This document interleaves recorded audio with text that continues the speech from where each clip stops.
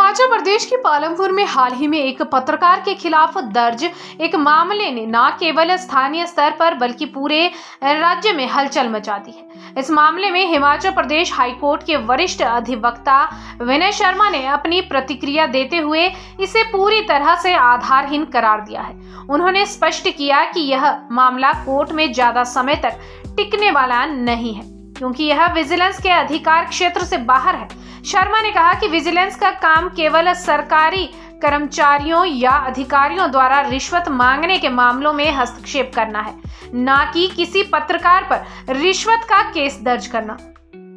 मामले की जड़ एक वायरल वीडियो से जुड़ी है जो पालमपुर के चर्चित जमीन घोटाले को उजागर करता है।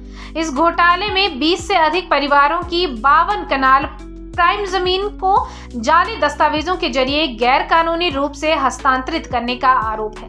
वीडियो में पत्रकार द्वारा इस घोटाले का खुलासा किया गया था, जिसमें राजस्व अधिकारियों की मिलीभगत और जाली मृत्यु प्रमाण पत्रों का इस्तेमाल सामने आया। वीडियो के वायरल होने के बाद शिकायतकर्ता ने पत्रकार पर 15 लाख और एक ऑडी कार की मांग करने का आरोप लगाया, जिसे विजिलेंस ने रिश्वतखोरी का मामला मानकर कार्रवाई शुरू की। हालांकि वरिष्ठ अधिवक्ता विनय शर्मा ने इस मामले को रिश्वतखोरी के बजाय उगाही का मामला बताया। उन्होंने कहा कि विजिलेंस की प्रारंभिक जांच में यह भी स्पष्ट हो चुका है कि यह रिश्वत का नहीं बल्कि जबरन वसूली का मामला है। शर्मा ने बताया कि शिकायतकर्ता ने एक साक्षात्कार में स्वीकार किया कि उसने पत्रकार को वीडियो हटाने के लिए 50,000 देने की पेशकश की थी, लेकिन जब पत्रकार ने इससे इनकार कर दिया तो उसके खिलाफ विजिलेंस में शिकायत दर्ज की गई। शर्मा ने इसे पत्रकारों के बीच आपसी विवाद का परिणाम बताया, जिसमें एक पक्ष ने दूसरे को फंसाने की कोशिश की। उन्होंने इस मामले को और गहराई से समझाते हुए कहा कि विजिलेंस की शक्तियां सीमित हैं।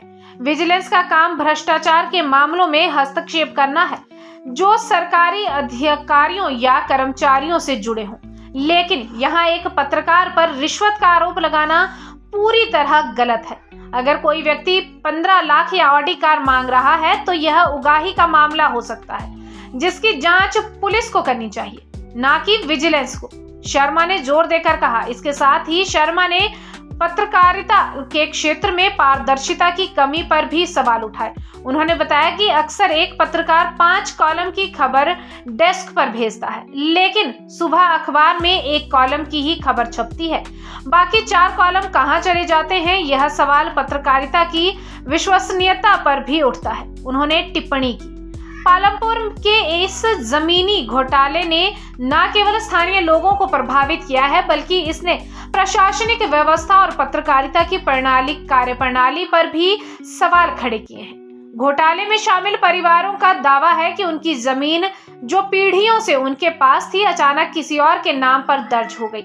इस मामले में नायब तहसीलदार पर बिना सत्यापन के मृत्यु प्रमाण पत्र जारी करने और म्यूटेशन करने का आरोप है। शर्मा ने कहा कि यह मामला कोर्ट में जल्द ही खारिज हो जाएगा, क्योंकि यह कानूनी रूप से टिकाऊ नहीं है। उन्होंने कहा, पत्रकार को फंसाने की कोशिश की गई है, लेकिन सच हमेशा सामने आता है। यह मामला पत्रकारिता की स्वतंत्रता और सच्चाई की जीत का प्रतीक बनेगा। आज सोशल मीडिया में, कल भी और आज अखबारों में भी एक मुद्दा छाया हुआ है कि एक पत्रकार, जिसे पत्रकार ब्लॉगर कह रहे हैं, वो 2 लाख रुपए की रिश्वत लेता हुआ पकड़ा गया। विजिलेंस द्वारा ये पकड़ा गया और ये बात सच है। मैंने विजिलेंस का प्रेस नोट देखा, जिसमें कहा गया कि ये पत्रकार एक्सटॉर्शन मनी यानी जबरन वसूली के पैसे कंप्लेनेंट से वसूल करना चाह रहा था, जो 15 लाख रुपए और एक ऑडी कार था। ये आपने भी पढ़ा, मैंने भी सुना। अब मैंने उस कंप्लेनेंट का इंटरव्यू सुना, जो मेरे मित्र बड़का जी के नाम से मशहूर हैं पालमपुर में। उनके साथ उनका इंटरव्यू सुना, जिसमें वो आरोप लगा रहे थे कि ये व्यक्ति जो पत्रकार है मुझे ब्लैकमेल कर रहा था और मेरे से 15 लाख रुपए और ऑडी कार मांग रहा था।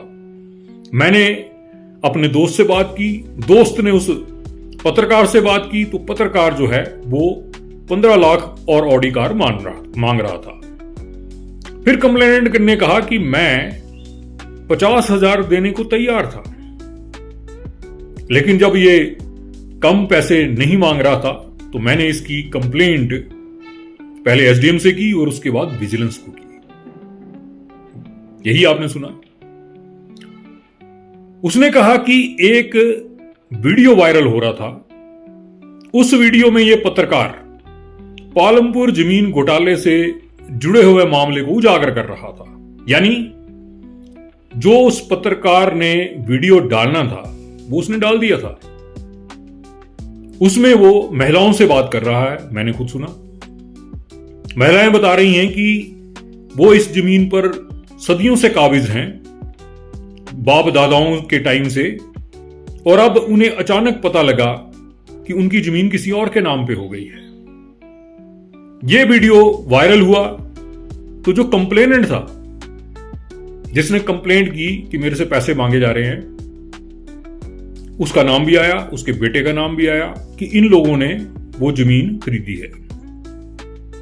अब ये कंप्लेनेंट शरेआम कह रहा है कि वहां मेरी कोई जमीन नहीं है। बोल रहा है कि मेरे बेटे के नाम पे पता नहीं 7-8 कनाल जमीन है, लेकिन कहीं और है, वहां नहीं है। अरे भाई, जब तेरी जमीन वहां नहीं है तो वो पत्रकार तेरे से पैसे क्यों मांग रहा है?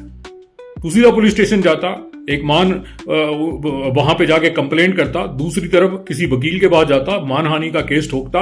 अगर तू सही था और वो पत्रकार गलत था तो तेरे पास बड़े ऑप्शन थे। मानहानि का मामला था सीधा, लेकिन ये बंदा विजिलेंस के पास गया। जाहिर सी बात है, पुलिस ने मना कर दिया होगा। पहले तो बंदा पुलिस के पास ही जाता है। पुलिस ने कहा होगा कि भाई ये मामला नहीं बनता, तो ये विजिलेंस के पास गया। विजिलेंस के पास काम नहीं होता। विजिलेंस के पास काम नहीं होता। वो क्या करते हैं, मान लो मैं उनके पास गया, मैंने कहा फलाना पटवारी पैसे मांग रहा है। विजिलेंस वाले मुझे नोट पकड़ा देंगे और कहेंगे ये जाके उस पटवारी को दो, इसमें केमिकल लगा हुआ है।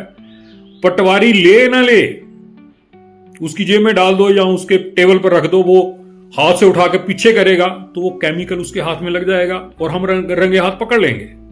ये विजिलेंस का मॉडस ऑपरेंडी है जो वो हर केस में करते हैं। उन्हें आप कंप्लेंट कर दीजिए कि भाई फलाना बंदा पैसे मांग रहा है, झूठी कर दो, वो उसको पकड़ लेंगे। झूठी कंप्लेंट पर सच्चे आदमी को पकड़ लेंगे। अब यहां क्या हुआ, एक्सटॉर्शन मनी मांग रहा है। विजिलेंस का काम है भ्रष्टाचार के मामलों में दखल अंदाजी करना।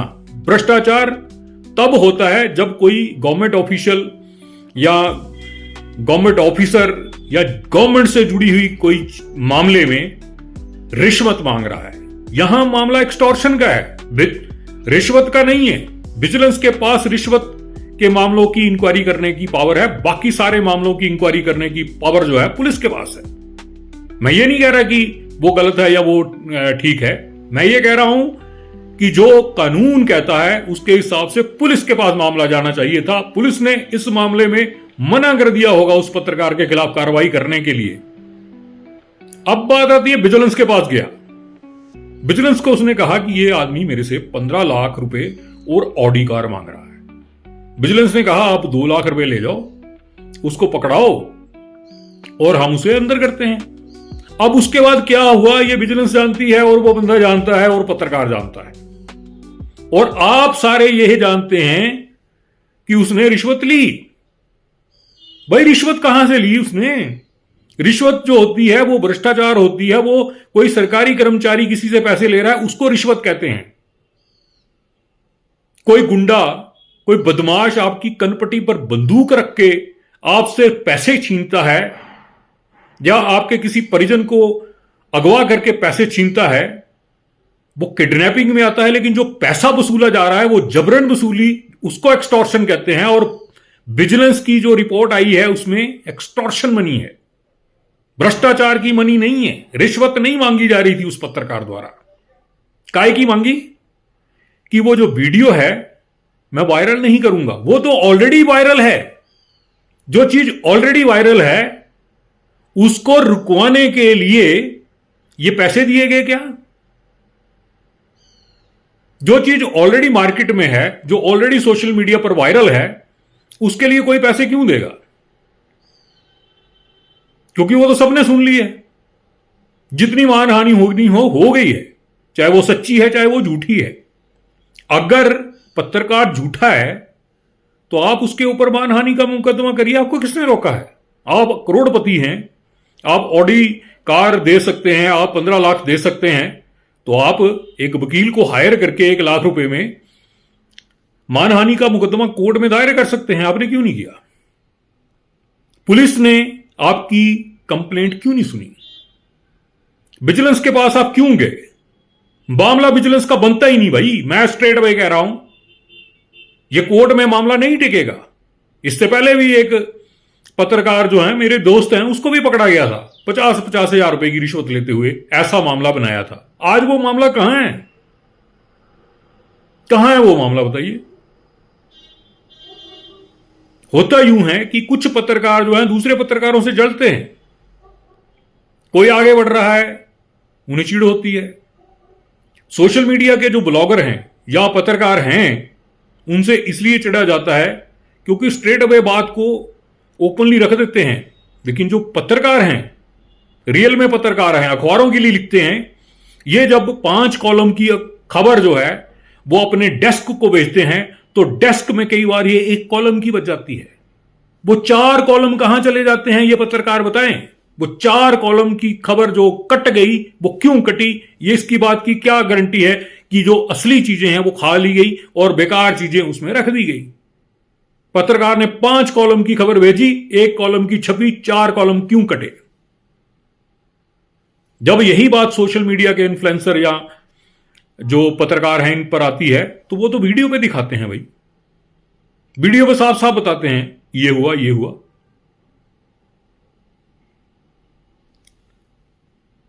पत्रकारिता जो है उसके बारे में आप ये नहीं कह सकते कि जो सोशल मीडिया पर कर रहा है वो पत्रकार नहीं है। कोई भी व्यक्ति अपने विचार रखने के लिए स्वतंत्र है। उसके लिए किसी डिग्री की जरूरत नहीं है, उसके लिए किसी मीडिया संस्थान से जुड़ने की जरूरत नहीं है। कई बातें तो मैं आपके सामने रख देता हूं। अब बताइए, विधानसभा का मामला किसने उठाया? विनय शर्मा ने। किसी पत्रकार ने उठाया? क्या किसी पत्रकार ने लपेटा विधानसभा वालों को? नहीं लपेटा। क्यों? इस बात का जवाब दीजिएगा, अपने आप सब आंसर आपको मिल जाएंगे। जय हिंद।